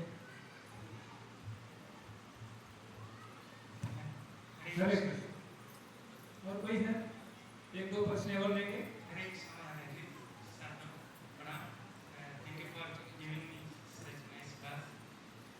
महाराज जी, मेरा एक क्वेश्चन था कि यहाँ पर फर्स्ट टाइम, इस वाले फर्स्ट टाइम डाउट था कि हनुमान जी के पूछ में जब जैसे 3 माइल्स दूर 3 माइल्स डिस्टेंस तक मतलब कपड़ा लपेटा गया था, तो मतलब कैसे एक घर पर जा करके कैसे एक घर नहीं, थोक में एक कॉलोनी जा रहा है, एक घर क्या? हाँ, पूरा सिटी जलाया उन्होंने। मतलब एक घर, ये नहीं समझ आया अरे भाई लंबा है, इतने लंबा एक बार कॉलोनी में डाले चलेगा सब, उसमें क्या है, एक एक कुछ इंडिविजुअल जाएंगे, इतना टाइम उनके पास नहीं था, थोक में क्या। ओके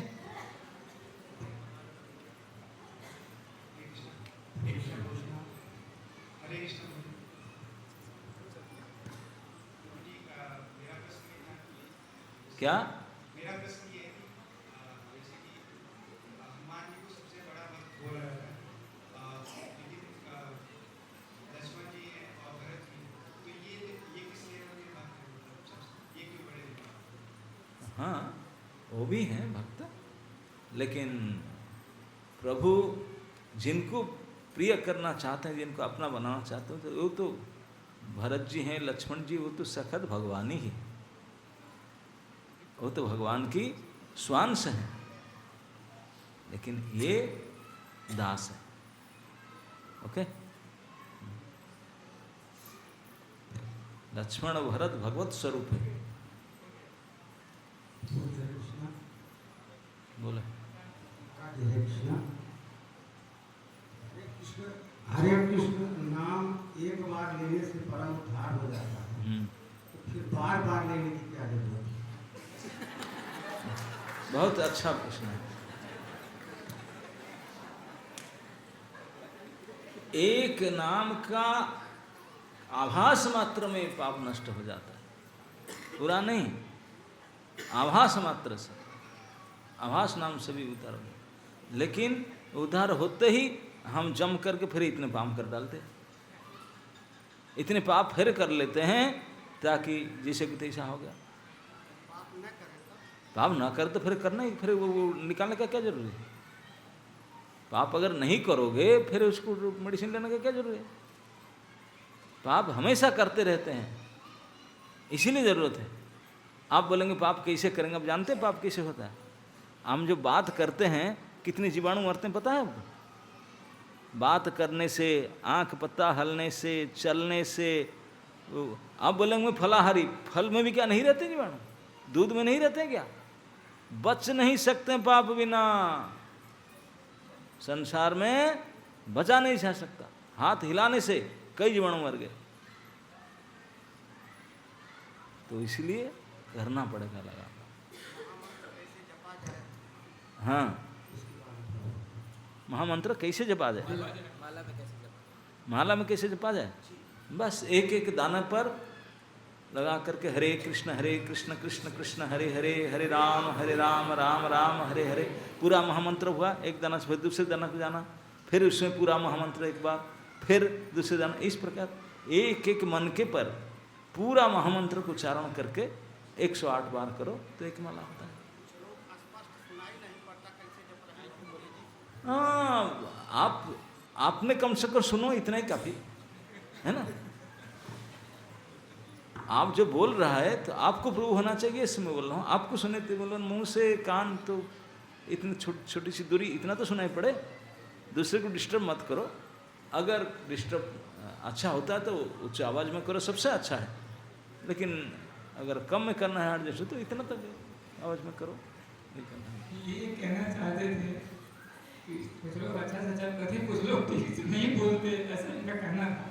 कुछ लोग आधा मंत्र बोलेंगे, आधा बाहर, आधा अंदर रह जाएगा, वैसा इनका कहना था। उनको कैसे जप करना चाहिए? नहीं, स्पष्ट बोलना चाहिए। पूरा महामंत्र को स्पष्ट उच्चारण, जो इसमें 32 अक्षर है, 16 नाम है, ये पूरा होना चाहिए। इति षोडशकम नाम कलि कल्म सनासनम, मंत्र में कहा गया ये 16 नाम है, वो कलि के कल्मश को नाश करने के लिए दिया गया है दवाई। 16 नाम को आप 4 लिए, वो 12 छोड़ दिए, तो फिर कैसे होगा? दवाई पूरा नहीं लिए। इति षोडशकम नाम, पूरे 16 नाम लेना होगा, और हर नाम 2-2 अक्षर वाला। अब गिन कर देखिए, हरे कृष्ण कृष्ण कृष्ण हरे हरे, हरे राम राम राम हरे हरे, पूरा लेना हो, पूरा 16 नाम। ओके, बहुत अच्छा प्रश्न, सब लोग इनके लिए तालियां। महाराज जी इतने सुंदर तरीके से आप इनके माध्यम सबको समझाए। महाराज जी के लिए अभी लास्ट अंत में स्वागत करेंगे। एक प्रश्न केवल और लेंगे, महाराज जी का प्रसाद नहीं हुआ है, आप कहें माता जी एक पीछे है, वैष्णवी माता जी, उनके पास पहुंचे सॉन्ग, वो देखिए माता जी हाथ उठाइए। प्रभु लोग बहुत प्रश्न हो गए हैं, माताओं का कम हुआ है, थोड़ा हो सकता है उस प्रश्न से माताओं को कोई संदेश जाए। अच्छा ठीक है, तो माइक आपके पास। हरे कृष्णा महाराज, हरे कृष्णा महाराज, सादर प्रणाम। मेरा प्रश्न यह है, कुछ भौतिक गतिविधियों के अच्छे वैष्णवों के प्रति दोष दर्शन करने लग जाते हैं, तो हमें इस सिचुएशन से कैसे डील करना चाहिए? उन वैष्णव कैसे संबंध मतलब एक्सचेंज रखने चाहिए?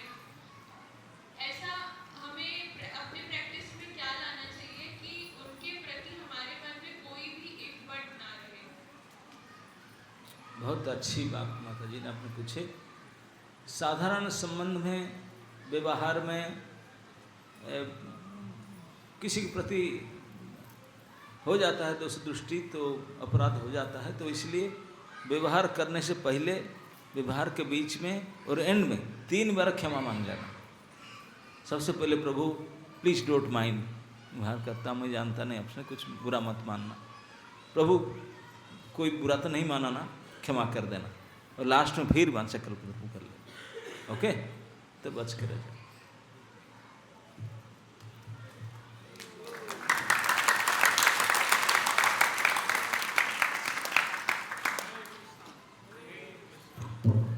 तो महाराज जी की असीम कृपा के महाराज लगातार आप सब बहुत सारे भक्त हैं, आपका डेली चैनल पे कथा चल रही है, कितने लोग हैं देखते हैं सब लोग? अरे वो तो लगातार चल रहा है। अभी आप बनारस से, फिर बनारस से पहले कहीं और कथा थी मंदिर, फिर यहाँ से अयोध्या, से लखनऊ, कानपुर, तो आप समझ सकते हैं आप लोग, हम लोग कहीं एक जाते हैं और उसके बाद लौट के आते हैं 4 घंटे में, बोलते हैं मैं बहुत थक गया हूँ, कहीं जाऊँगा नहीं, ऐसा सुना। लगातार आप दे रहे, हम सबके बीच में उपस्थित थे, तो इस आभार के लिए हम लोग महाराज जी का हृदय से हरे कृष्ण मंत्र के द्वारा स्वागत करेंगे। हरे कृष्णा कृष्णा कृष्णा हरे हरे, हरे राम राम राम हरे हरे। महाराज जी का प्रसाद का टाइम 4:30-5 बजे, लेकिन आप सबके उपस्थिति में आपने प्रसाद देंगे, पहले आपका सेवा में लगे महाराज। तो